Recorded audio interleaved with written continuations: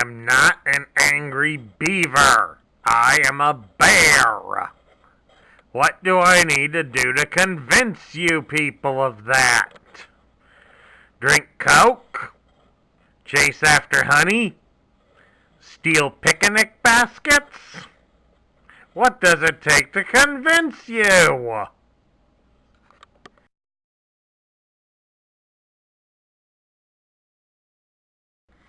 Hello everybody, Sparkster1701 here. We're kicking off another Pretender month.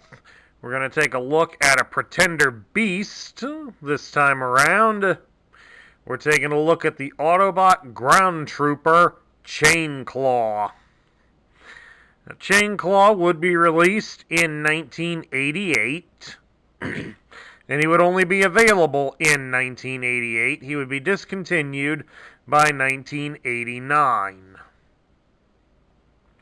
Chainclaw is part of the Pretender Beast subgroup, which consisted of himself, fellow Autobot Catilla, and the Decepticons Carnivac and Snarler. The idea was to create something that would fit in a animal-like shell and take on more animalistic qualities. But the idea was kind of a mixed nut, as while at least the humanoid shells had posability, these had none. At any rate, we'll set the shell aside and we'll look at it a little later. Right now, we'll take a look at Chainclaw himself. I mean, the first thing that immediately strikes me about Chainclaw, and after tinkering with him here off camera, is I do notice there is a certain level of cheapness about him. Mainly in the fact that he's very similar to all the others, with the possible exception of Snarler, due to the fact Snarler is a different type of animal. But he does share a lot in terms of similarities and transformations with his partner Catilla.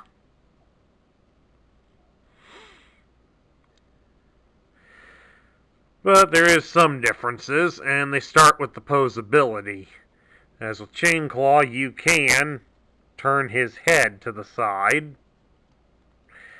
None of the others really allowed you to do that.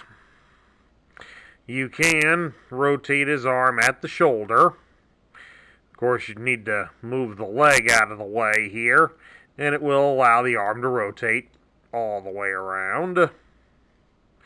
And he can bend his legs at the knees. But as you can see, that's done simultaneously because his legs are fused together.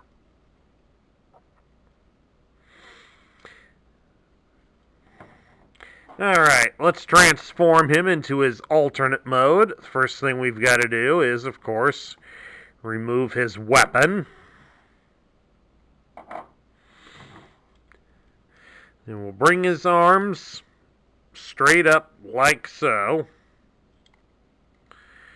And we're going to take the fists, we fold them up into his arms. And then we will bring up these claws. And we're going to take the animal head and fold it up from his chest, cover his own head.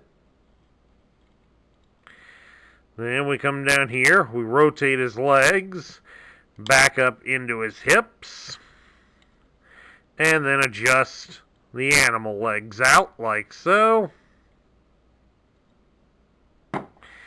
And there he is in his animal mode. He is supposed to be a bear. But of course we can also make him an attack bear by sticking the cannon onto his backside. My oh my, folks. This really looks intimidating, doesn't it?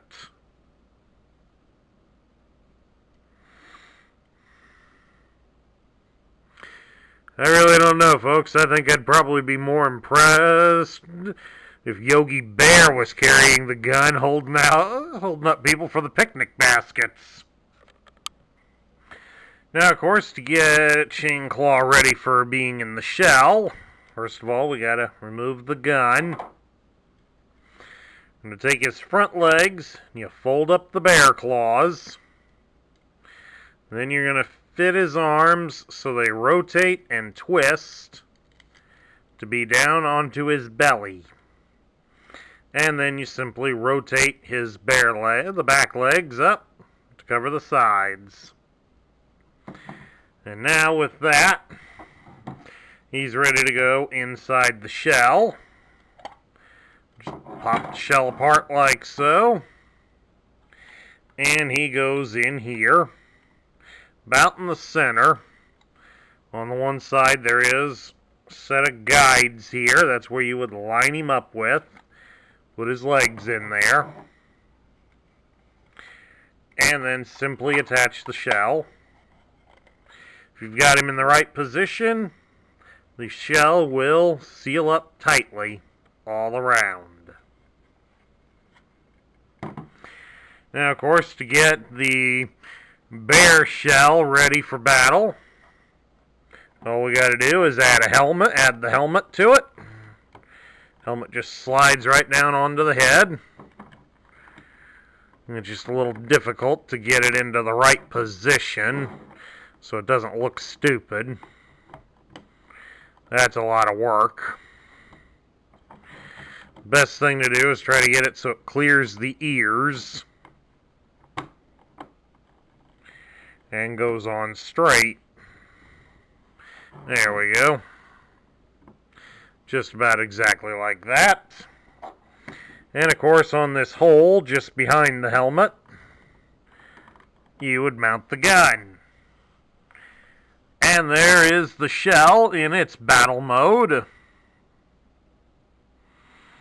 which is, okay. Almost sounded like Bugs Bunny here. One downside is the fact that, as you can see there, trying to turn the gun means it just knocked the helmet off. So the gun's pretty much limited to being in whatever firing arc you have it in. Or if you have him without the helmet, you at least have the ability to turn the gun and make it somewhat more useful.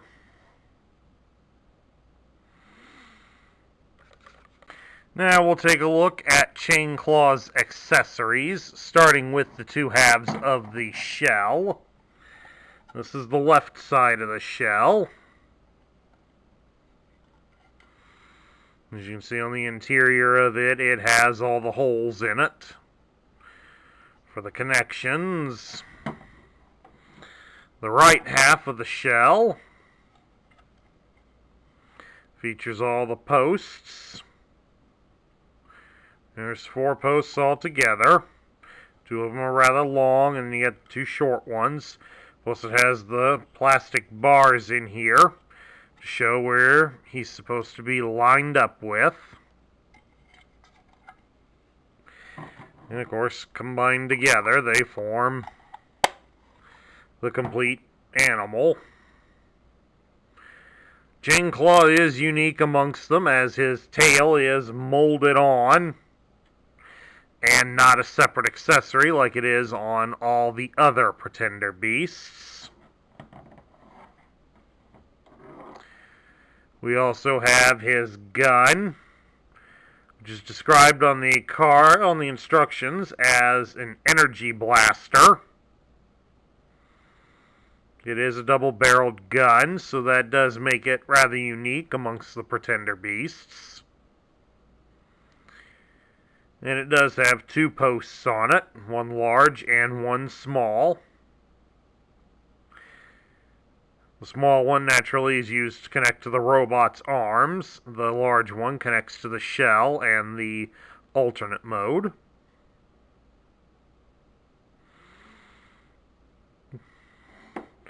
And then probably the most ridiculous accessory, the helmet. which as far as we know of, offers only protection to the shell's head, and has extra tusks on the side for God only knows what. And of course we got some fake teeth here mounted on the end just underneath the nose. All in all, the helmet here does look pretty silly. But those are all of his accessories. Moving right along now, we'll take a look at his instructions. Of course, we do have a variation to the instructions, which we'll look at in a moment. Here it shows all the pieces that he came with. And then how to attach the gun. And then we got how to transform Chainclaw from robot to bear. You can see we're missing a piece of the instructions there.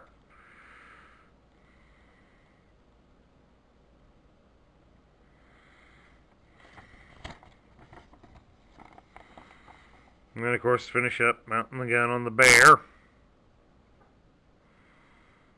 And then, lastly, how to put Chainclaw himself into his shell.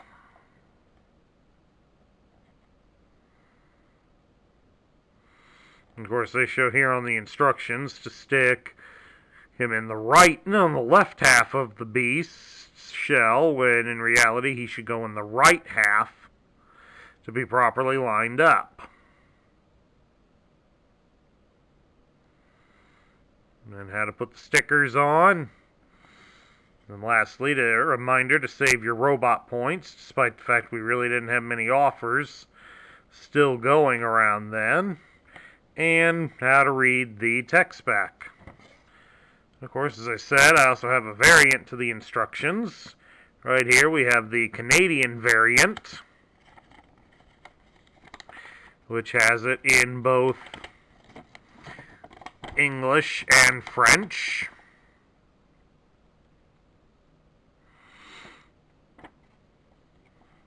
Not too terribly long ago, I was on a video cast with G.I. Joe reviewer Hooded Cobra Commander 788, and I'd mentioned I'd heard one of the other members comment about some of the Canadian paperwork that they've got for their toys, figuring that it must be a pain to get 2 languages onto one of these.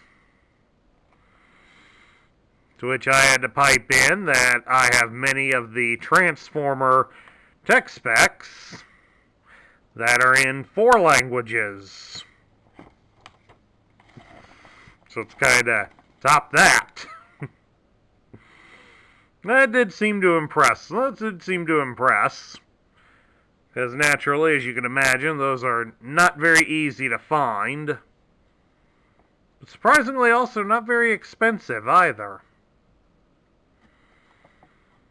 But then again, a fair amount of the ones I've gotten, they've been supplied to by good friends.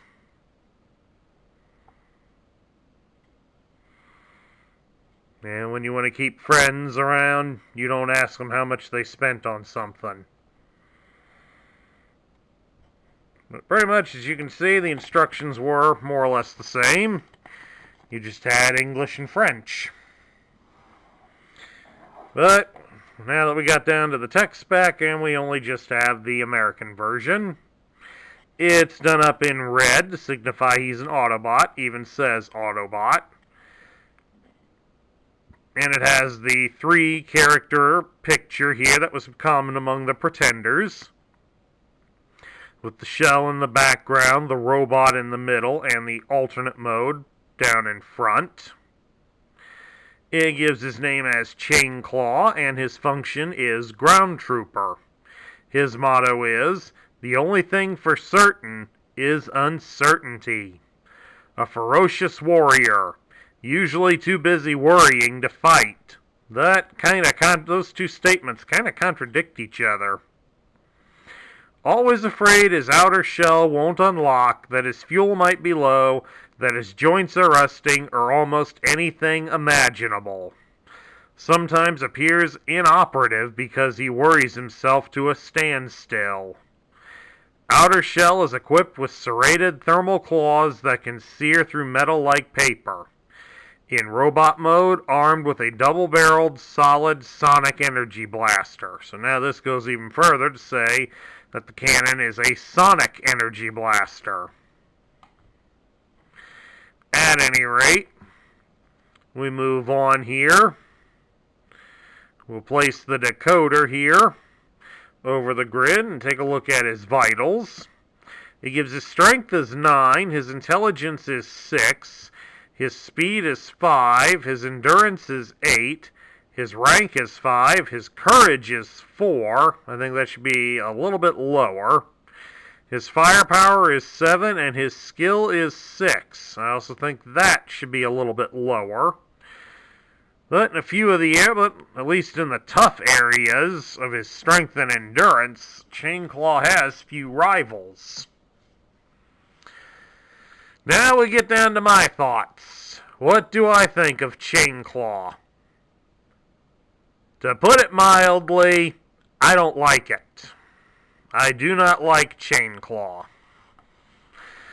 The robot himself, it's not bad. It's about what you'd expect from the Pretender beasts. And as I have all 4 of them, I kind of know about how well they are. And for what they offer you, they're not bad. They could be considerably worse. The shell, it's pretty stupid looking. The jokes that I was making earlier at the beginning are somewhat true. There are fans that have wondered, is he really supposed to be a bear or just an angry-looking beaver? But seeing as he doesn't have the long, flat tail that are most associated with beavers, he's definitely a bear. But I can see where people would get the idea, especially when you look at those teeth. That really doesn't look all that intimidating, to say the least. Made even worse when he's wearing this stupid helmet. We're going to leave that off. I'm not fighting to put that back on. But the biggest problem that I have drawing with Chainclaw is his bio. He's a constant worrier, and that leaves you to wonder, why would the Autobots send somebody like him out into battle? Somebody that's going to worry about every little problem is somebody that is not going to be an effective asset on the battlefield. He's always afraid that things will not work for him, or he might be worried about if he's going to get killed. Surely that's a thought that does go through many rookie soldiers' minds. And in a lot of cases, many of them do have a hard time overcoming that fear. And that is understandable. It does take a lot to ask a person to put their life on the line for something they believe in. And not every one of us are willing to do that as easily.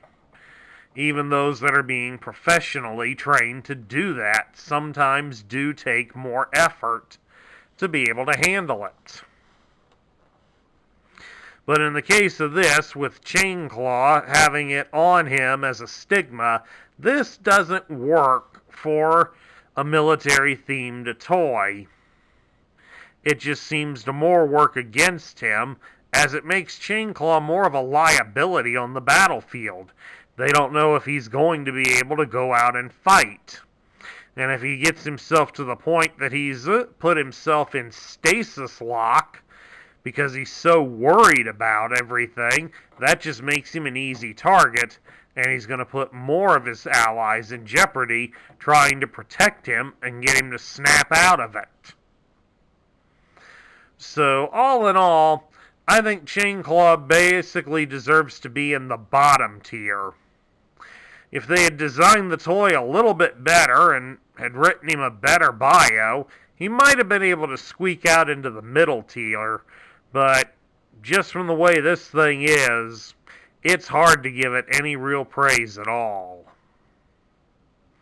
And that concludes my review of the 1988 Autobot Ground Trooper Chainclaw.